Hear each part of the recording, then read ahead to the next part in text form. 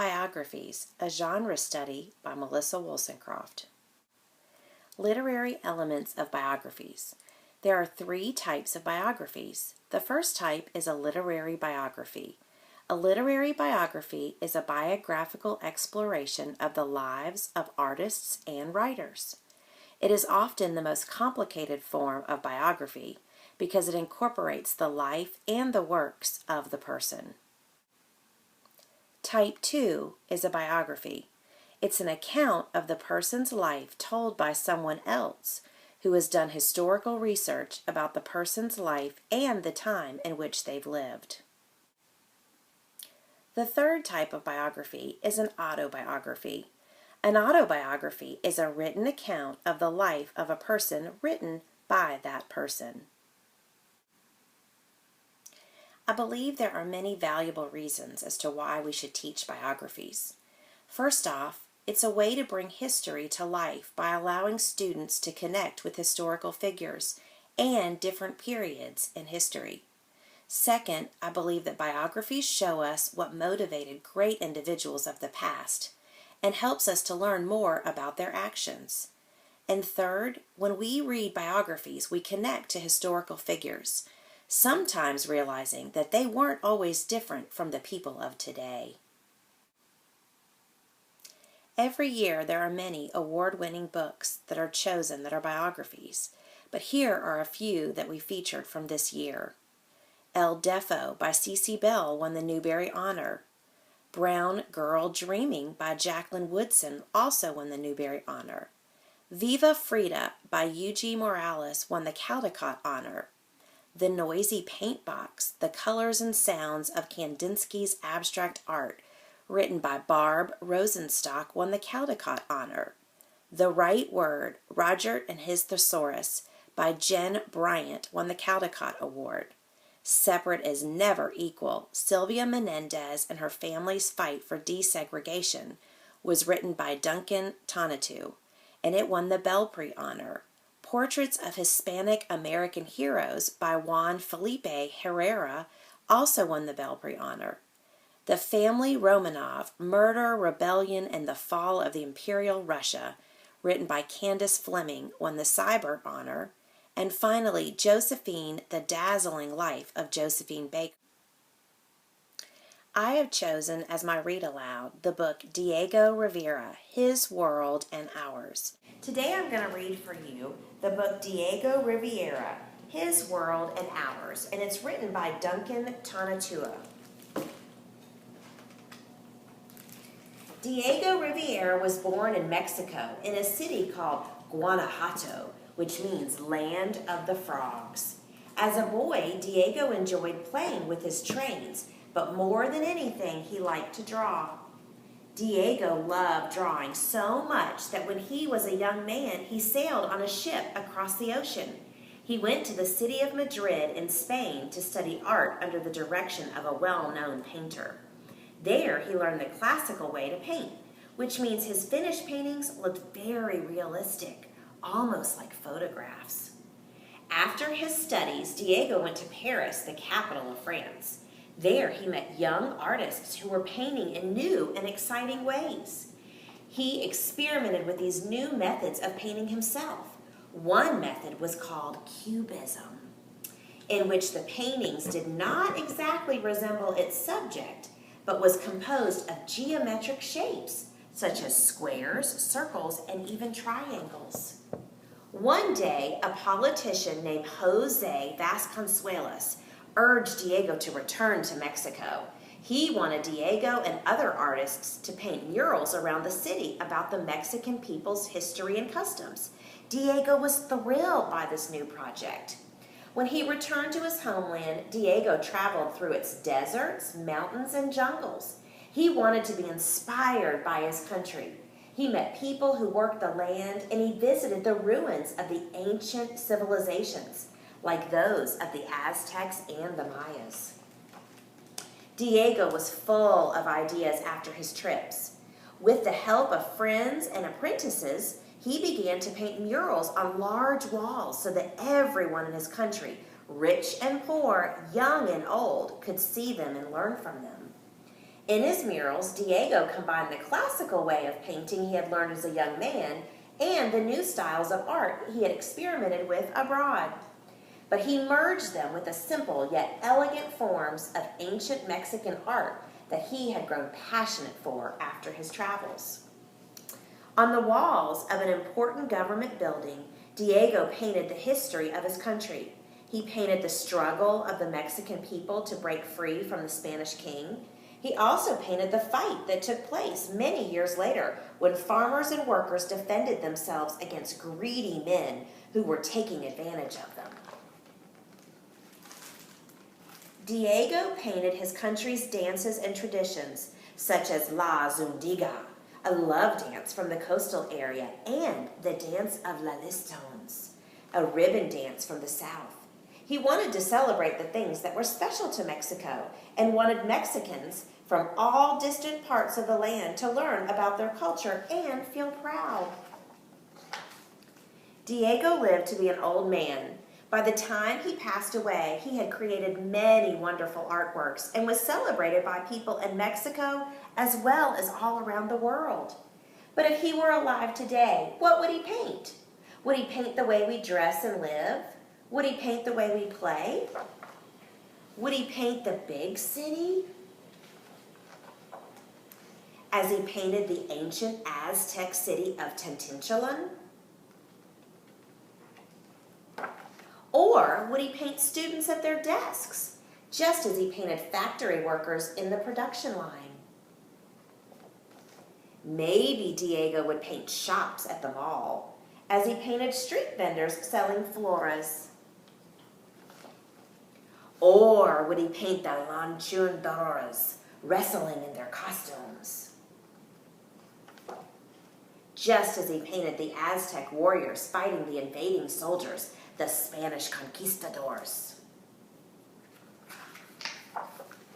Would Diego paint our craze for monsters and creatures from outer space as he painted the god Quetzalcoatl, the feathered serpent? Diego's murals teach us about the past, but they also show a better future for common people. Diego imagined everyone, men, women, boys, and girls of all ages and nationalities living together and caring for one another. Today, Diego's not around to make this happen, so it's up to us to make our own murals and bring them to life. The end.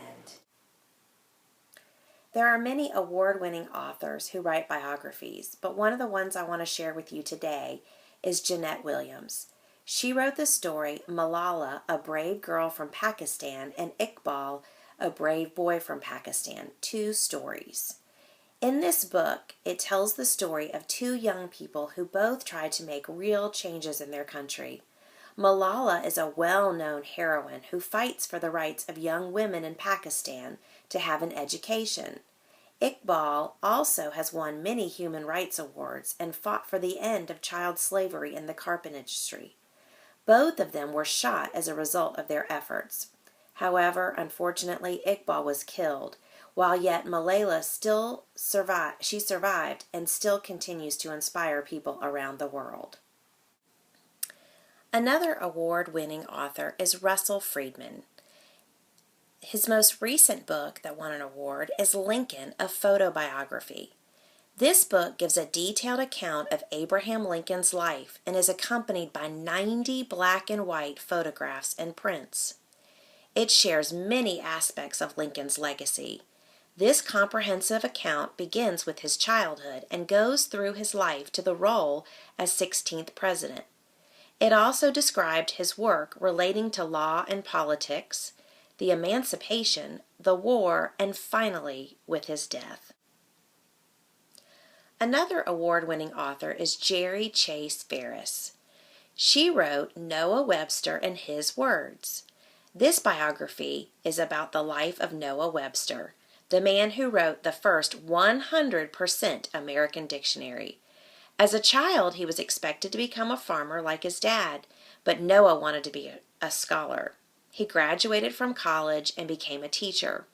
This educational experience made him aware of the importance of reading materials and language. and his desire was to unite America through the creation of an American dictionary. Another award-winning author is Doreen Rappaport. You're probably familiar with Doreen's works because we read Martin's Big Words, The Life of Dr. Martin Luther King. Some of the other books that she's written are To Dare Mighty Things, The Life of Theodore Roosevelt, Abe's Honest Words, The Life of Abraham Lincoln, Helen's Big Words, The Life of Helen Keller, Jack's Path of Courage, The Life of John F. Kennedy, and Eleanor Quiet No More. Another award-winning author I thoroughly enjoyed reading was Duncan Tonatiuh. Some books by Duncan are Pancho Rabbit and the Coyote, A Migrant's Tale, Diego Rivera, His Word and Ours, Dear Primo, A Letter to My Cousin, and Separate is Never Equal. There are so many activities that you can do after studying biographies. I've come up with 3 to share with you. The first one is a wax museum that I think would be appropriate for ages 3rd grade and up. For this biography project, I would teach them how to do research, take notes, and write a short summary on the life and accomplishments of someone who has made a difference in the world. We would celebrate the end of our biography unit by hosting an actual wax museum full of all the famous people that we studied. First, I would pull biography books from my personal school and public libraries. I would make sure that the books represented different periods of time and different types of accomplishments in order to meet the needs and interests of all of my students. Next, I would teach them how to take notes using a note-taking organizer. I found some really good ones on Scholastic. Then I would have them write a report that included an introduction, information about their childhood, how their lives made a difference, character traits that they had, and finally ending with a conclusion. Next, they would need to make or find 3 to 5 props that represented things about their person. Finally, I would set the classroom up like a museum and invite viewers to come and learn about all the famous people. I would make sure that they had their reports set out for people to read as they toured the museum.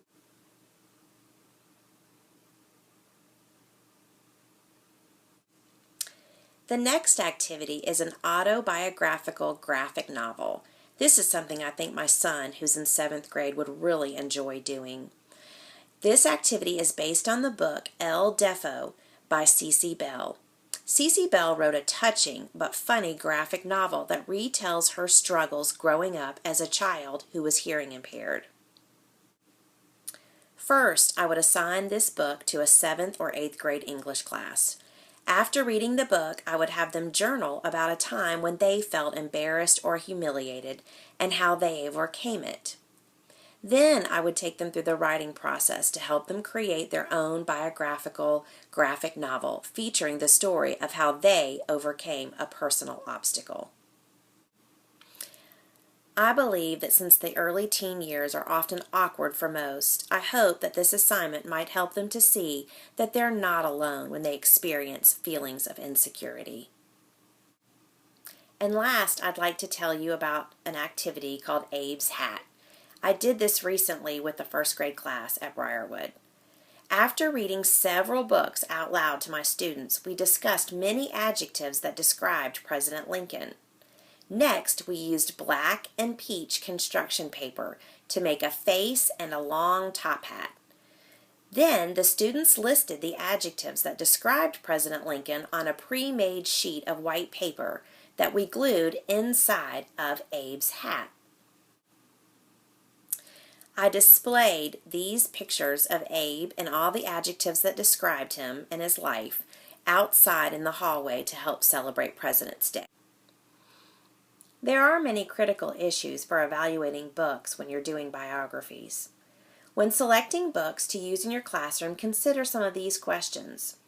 Is the book an accurate account of that person's life? Is the content appropriate for the age group you're teaching? What background information do you need to provide to your class before introducing a book? Will the students be able to relate to this person or the time period? And finally, what do you intend for the students to take away from reading a book about this person.